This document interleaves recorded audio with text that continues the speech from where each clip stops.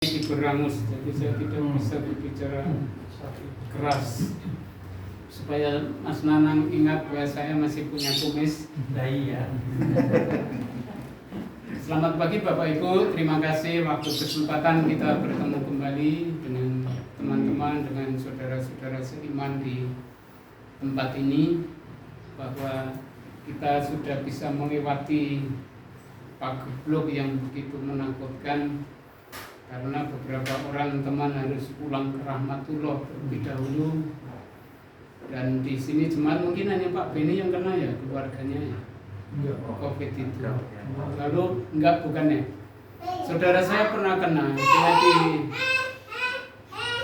rombongan tentara itu kan ngawur-ngawur, satu ruangan ada yang mau pakai masker atau yang tidak mau, jadi akhirnya satu ruangan itu kena semua. Dia berkata, jangan ke rumah saya dulu karena bahaya, nanti ketularan. Setelah melewati itu 14 hari, dia berkata seperti ini kepada saya tidak jadi mati. Kalau dia cerita panjang lebar bagaimana rasanya, seperti orang diasingkan, nggak ada orang yang nengok, dikasih makanan di teras, padahal dia kan nggak mau makan, nggak suka apa-apa. Dan pada waktu itu ya dia banyak cerita, dan saya berkata itulah sebenarnya harus disyukuri, karena kamu tidak harus pulang ke Rahmatullah hari ini. Itu bagian dari hidup. Bapak Ibu, saya akan mengajak Bapak Ibu membuka satu bagian firman Tuhan, satu ayat saja, tetapi nanti akan kemana-mana. Kitab Yakobus pasal 5 ayat 16. Yakobus pasal 5 ayat 16.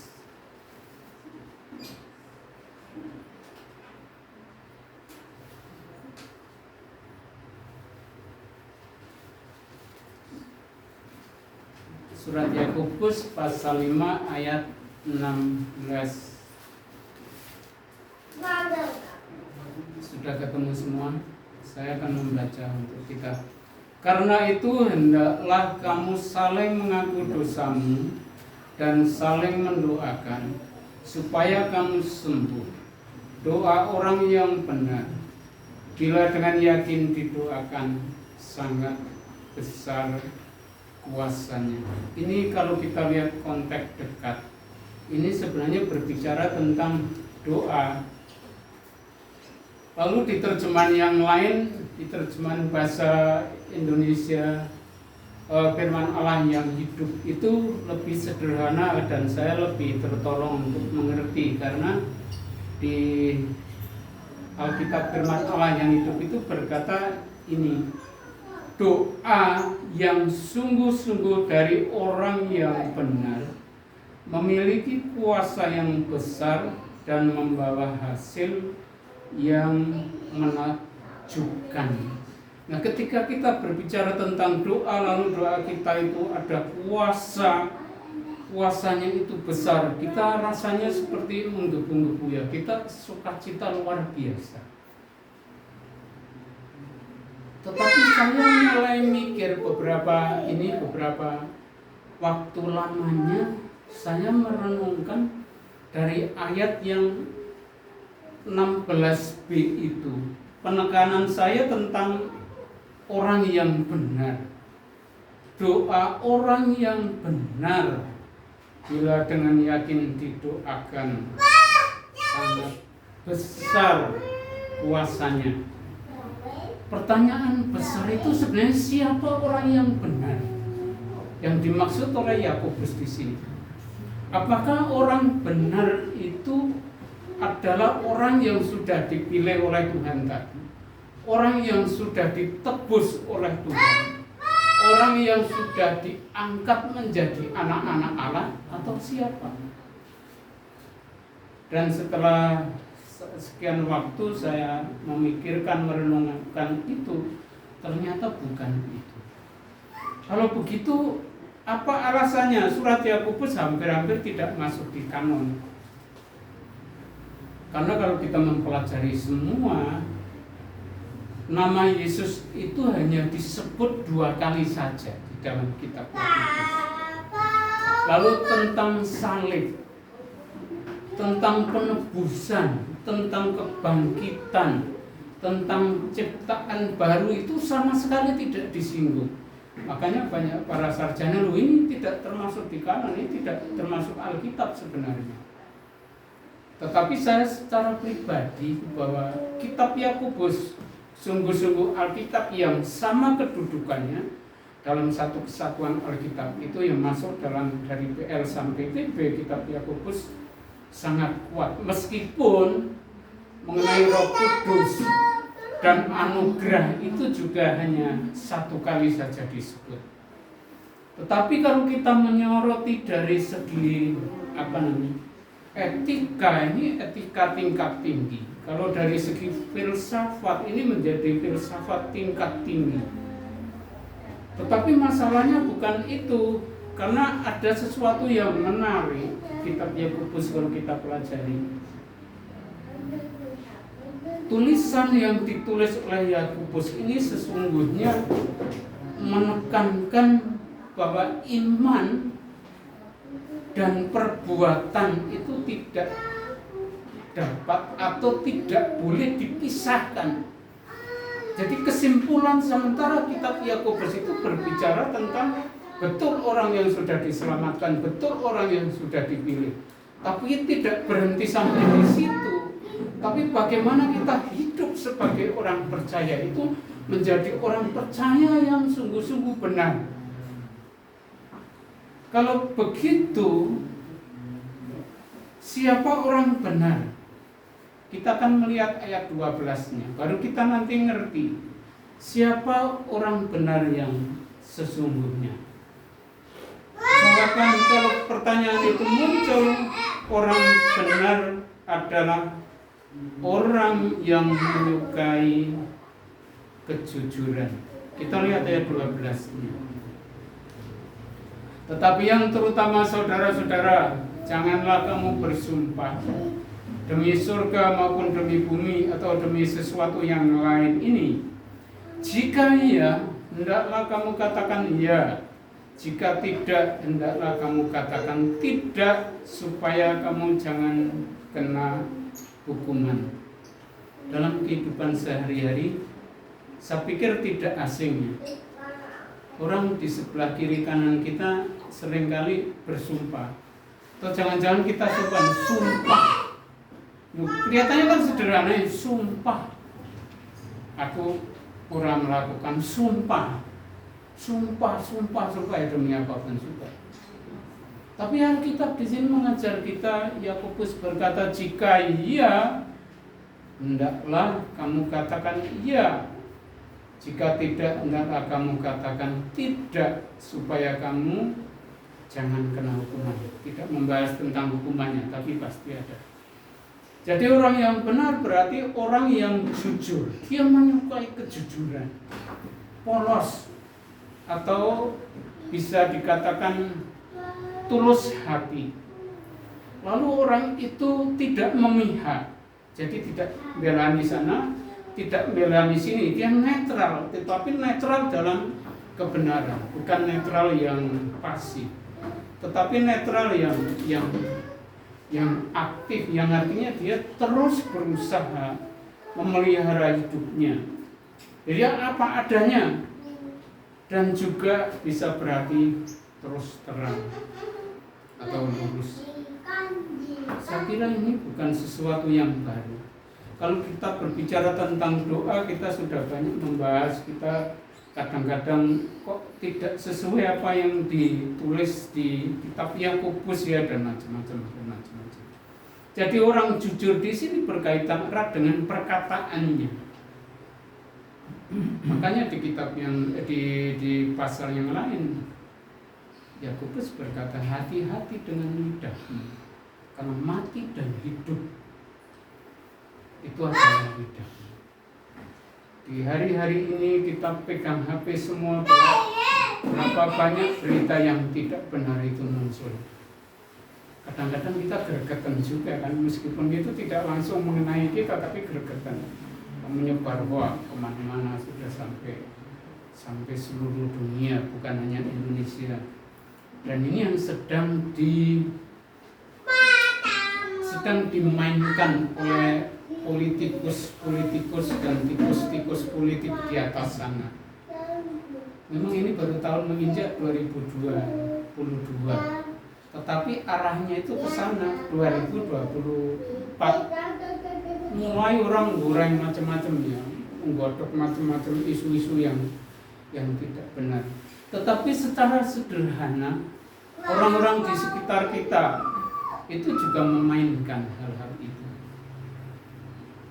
Jadi orang yang jujur itu berkaitan dengan perkataannya, dengan ketika orang itu berbicara itu sungguh-sungguh apa adanya. Dia tidak menambahi, tidak mengurangi. Apa artinya itu biasanya? Ya tidak menambahi, tidak mengurangi. Tapi biasanya orang kan lebih nambahnya. Bicaranya A itu sampai Z tambahannya, dan itu yang menjadi masalah. Mengapa ini penting berkaitan dengan doa?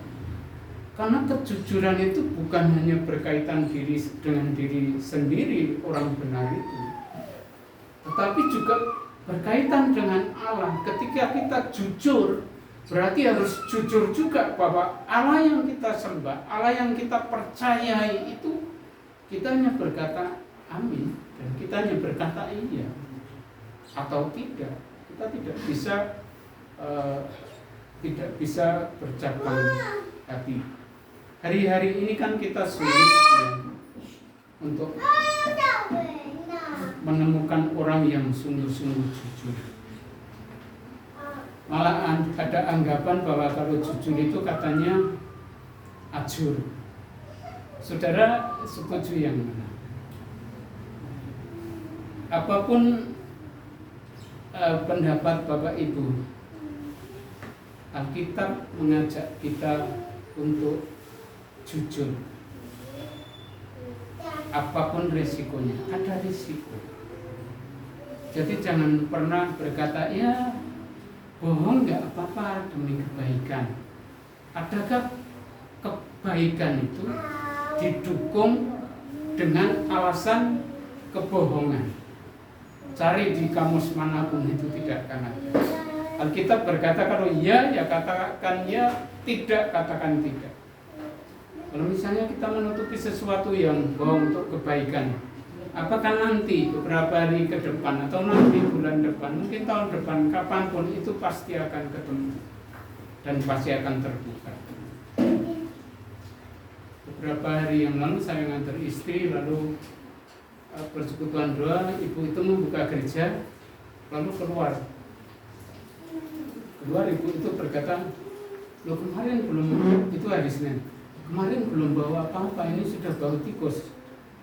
Saya bilang, saya biasa meledek orang itu, Bu, di mana ibu nyimpan bangkai tikus itu? Ya nggak tahu, pokoknya kemarin belum ada baunya, tapi hari ini bau. Jadi kami harus pindah tempat di sebelah gereja untuk berdoa.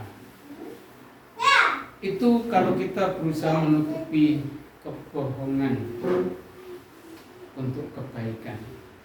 Jadi orang yang jujur tidak selalu ajur, biasanya jujur.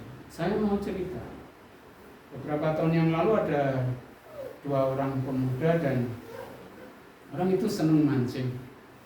Ada yang senang mancing di sini. Saya tidak suka karena setiap mancing orang oleh.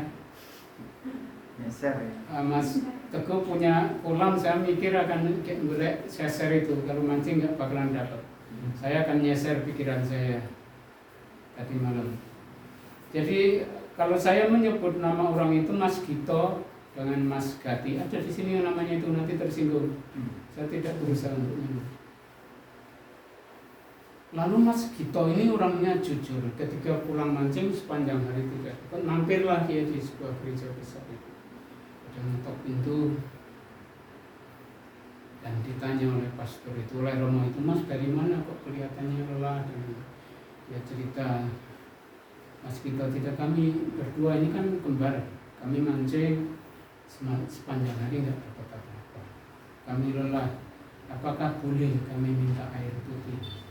Romo itu mempersilahkan mereka masuk, mereka duduk di situ, mulailah mereka ngobrol. Yang Mas Kito ini ditanya, Mas Kito maaf, agamanya apa? Romo, saya agamanya Islam. Lalu kalau Mas Gati, oh saya orang Katolik, saya orang Katolik yang aktif Romo, saya aktivis gereja di Katolik. Padahal sebenarnya ini sama-sama orang tidak percaya, sama-sama bukan orang Katolik. Tetapi yang Mas Gati ini berpikir, wah ini mampir gereja. Pasti ketika nanti saya ngomong saya orang Katolik, saya akan dijamu dengan jamuan yang istimewa karena sama-sama orang Katolik. Lalu mereka ngobrol lama, kemudian pastor menyuruh pembantunya mengeluarkan minum teh, makanan sekalian. Lalu keluarlah 2 piring nasi. Yang satu itu nasi putih tok. Lalu yang satu nasi komplit, ada sayur, ada lauk, ada ikan, ada dagingnya, dan yang komplit itu diserahkan ke Mas Gito. Lalu yang Mas Gati ini kan orang Katolik. Waktu itu menjelang Paskah atau apa yang ada Rabu-Abu, ada Kamis Putih ya.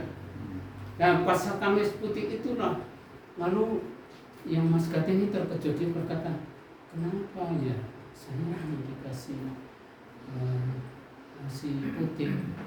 Lalu Romo itu tanya, Mas kenapa saya menjamu Mas berdua ini beda? Karena Mas ini kan, Mas Gito ini kan orang tidak percaya, jadi dia bebas makan apa saja. Lalu Mas Gati yang adalah orang aktif ke gereja, aktivis gereja di Katolik ini kan jangan lupa ini hari Kamis Putih. Jadi silahkan bukannya hanya nasi putih tanpa lauk. Pulanglah mereka. Di jalan, wah saya pikir tadi saya kalau ngaku-ngaku orang Katolik akan dijamu yang lebih baik. Ternyata, nah itu bukti bahwa orang jujur di sini kita melihat mujurnya. Tapi orang tidak jujur, baru ini ajur di sini. Karena seharusnya bisa makan enak, ada sayur, ada lauk, dan lain sebagainya ternyata. Nah, karena itu Bapak Ibu saya mengajak, jadilah kita orang benar yang dimaksud di dalam surat Yakobus, supaya doa yang kita panjatkan itu, supaya doa kita itu bisa bisa efektif. Kalau diterjemahnya lain itu, doa kita itu efektif. Efektif itu tidak selalu mendapatkan jawaban seperti yang apa kita inginkan. Tetapi ketika kita berdoa, apapun jawabannya, itu kita paling tidak kita merasa plong, kita merasa sukacita, kita merasa damai sejahtera. Itu yang terpenting. Mari Bapak Ibu, menjadi orang jujur itu tidak enak. Kita menjadi orang-orang yang belajar untuk bersyukur. Supaya kita menjadi orang-orang yang jujur dan makmur, bukan diukur dari materi, tetapi bagaimana hati kita bisa dibangun dengan itu semua. Yang kedua, siapa orang benar? Yang pertama adalah orang yang menyukai kejujuran. Yang kedua, orang benar itu orang yang menyukai persekutuan. Itu sebenarnya di ayat 13 sampai 15a. Kalau ada seorang di antara kamu yang menderita, baiklah ia berdoa. Kalau ada seorang yang bergembira, baiklah ia menyanyi. Kalau ada seorang di antara kamu yang sakit, baiklah ia memanggil para penatua jemaat, supaya mereka mendoakan dia serta mengolesnya dengan minyak dalam nama Tuhan, dan doa yang lahir dari iman akan menyelamatkan, artinya akan menyembuhkan orang sakit itu, dan Tuhan akan membangunkan dia. Jadi yang pertama orang jujur, orang benar yang sebenarnya orang jujur itu belum cukup, karena manusia kita sebagai makhluk sosial itu tidak bisa hidup tanpa orang lain dimanapun.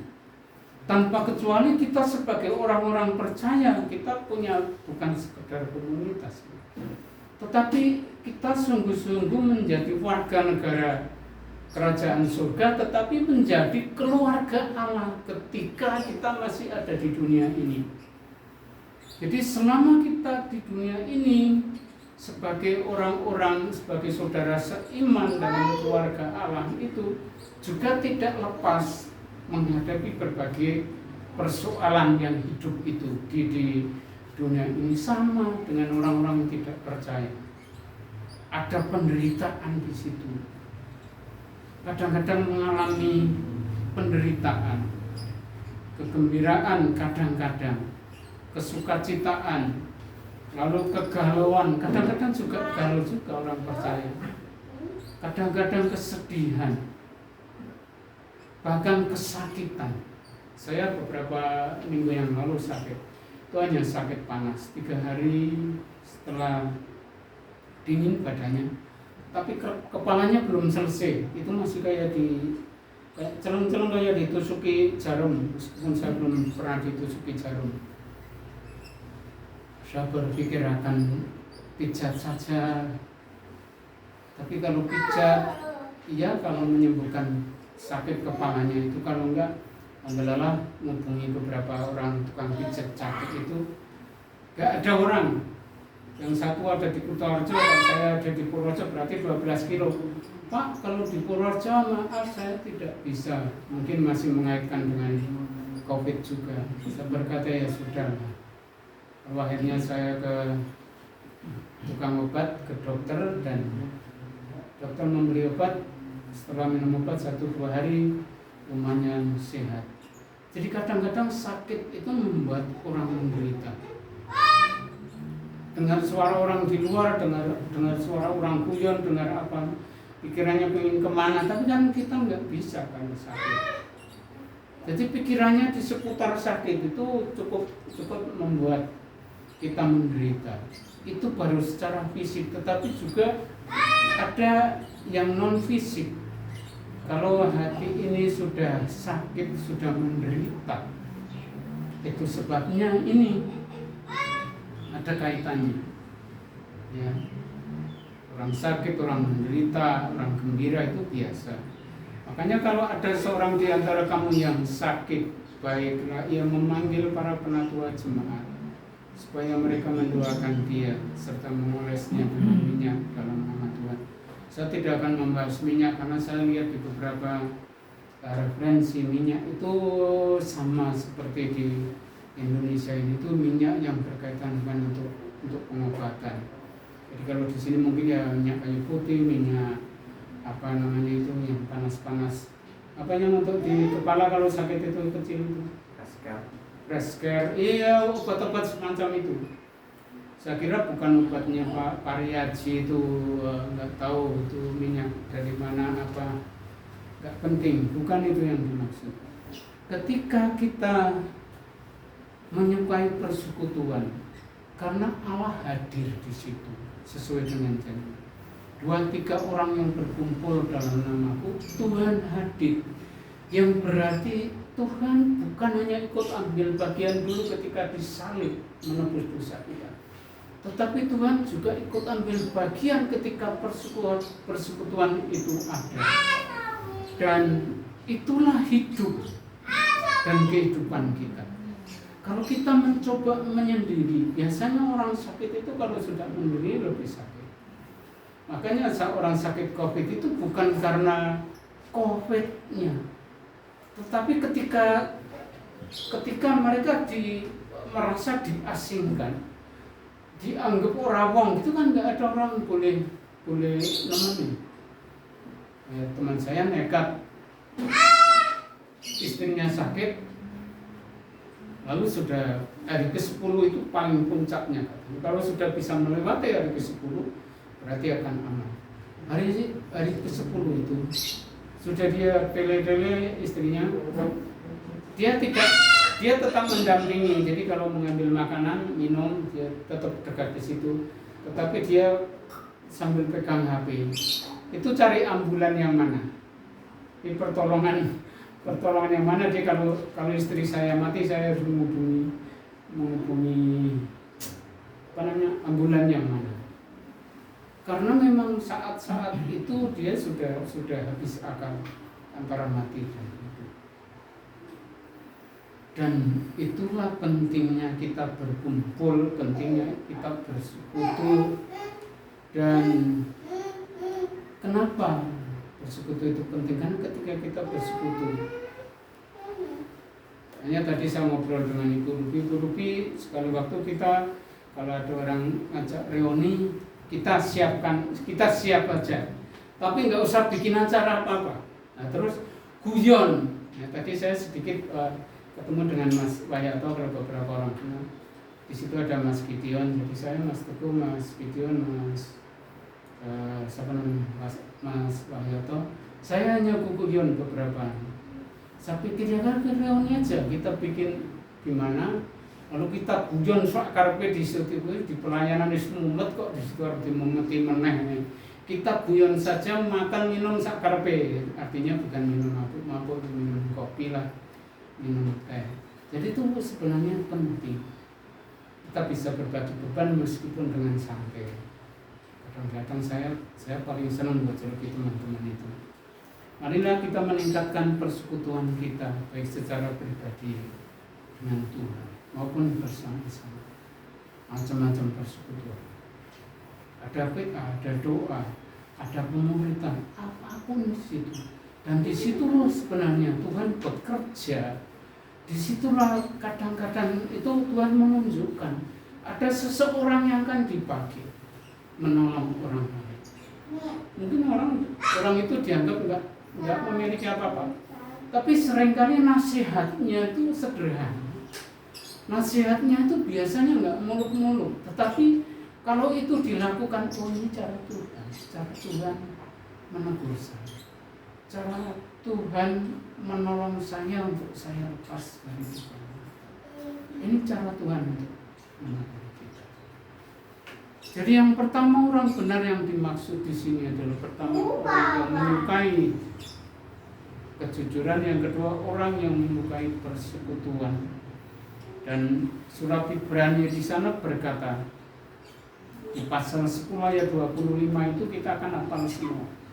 Tapi saya akan membacakan di terjemahan firman Allah yang hidup itu. Di Ibrani pasal 10 ayat 25, janganlah kita lalai menghadiri kebaktian di gereja seperti yang dilakukan beberapa orang, tetapi marilah kita saling memberi dorongan dan saling mengingatkan. Teristimewa sekarang ini sebab hari kedatangannya yang kedua kali sudah dekat. Penekanannya bukan karena Tuhan sudah dekat akan datang, tetapi begitu pentingnya persekutuan bersama-sama dengan orang lain. Yang ketiga orang benar adalah orang yang menyukai pengampunan. Ayat 15c sampai ayat 16a makanya berkata, jika ia telah berbuat dosa, maka dosanya itu akan diampuni. Karena itu hendaklah kamu saling mengaku dosamu dan saling mendoakan supaya kamu sembuh.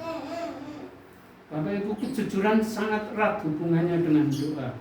Persekutuan tidak bisa dipisahkan dari doa, dan pengampunan juga sangat penting karena ini dikaitkan dengan doa. Pengampunan atau saling mengampuni itu sangat dibutuhkan.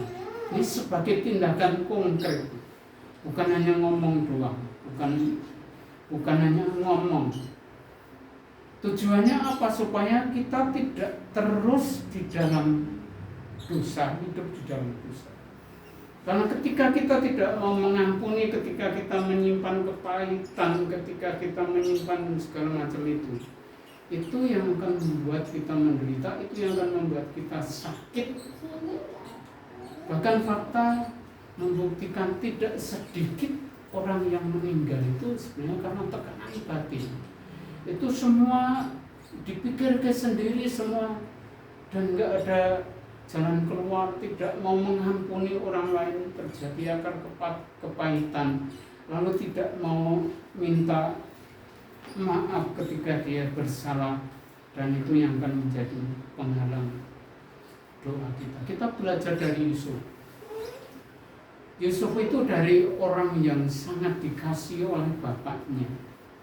Dalam perjalanan waktu itu dia disalahi oleh saudara-saudaranya, kemudian dia dijual, kemudian sampai dia dipenjara.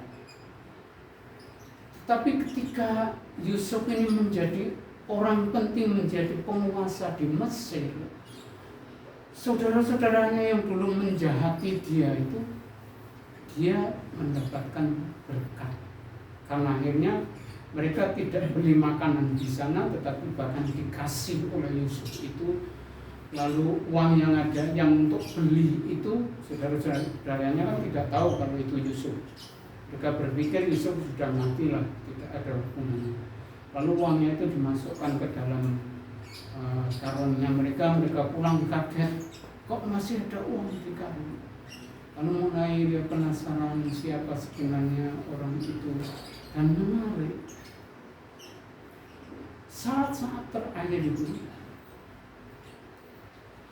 Yusuf tidak tahan melihat itu sudah saudaranya datang dalam kemiskinan, mereka tidak bisa makan. Lalu Yusuf itu memeluk mereka, dan Yusuf berkata, ini saya Yusuf yang kamu jahati, tetapi saya tidak akan membalas. Dan di situ terjadi pengampunan yang luar biasa. Apakah mengampuni mudah, Bapak Ibu? Saya pikir saya menjadi orang awalnya yang mengampuni, paling sulit saya mengampuni orang. Kalau sudah disakiti, saya nggak berbuat apa. Saya juga tidak mengutuk. Tapi itu rasanya kadang-kadang sering itu pergumulan saya. Sering nggak mau urusan dengan orang yang menyakiti saya, itu saya nggak mau urusan. Tapi lama-lama itu nggak benar, akan membuat penghalang untuk saya hidup benar sebagai orang percaya. Ini masalah praktek sehari-hari. Bapak Ibu, di dalam kehidupan orang percaya tidak ada satu orang pun yang lepas dari dosa. Secara pribadi dengan Allah, di dalam keluarga Allah tanpa terkecuali, di dalam keluarga suami istri, anak, kadang-kadang anak yang jengkel, kadang-kadang mungkin orang tua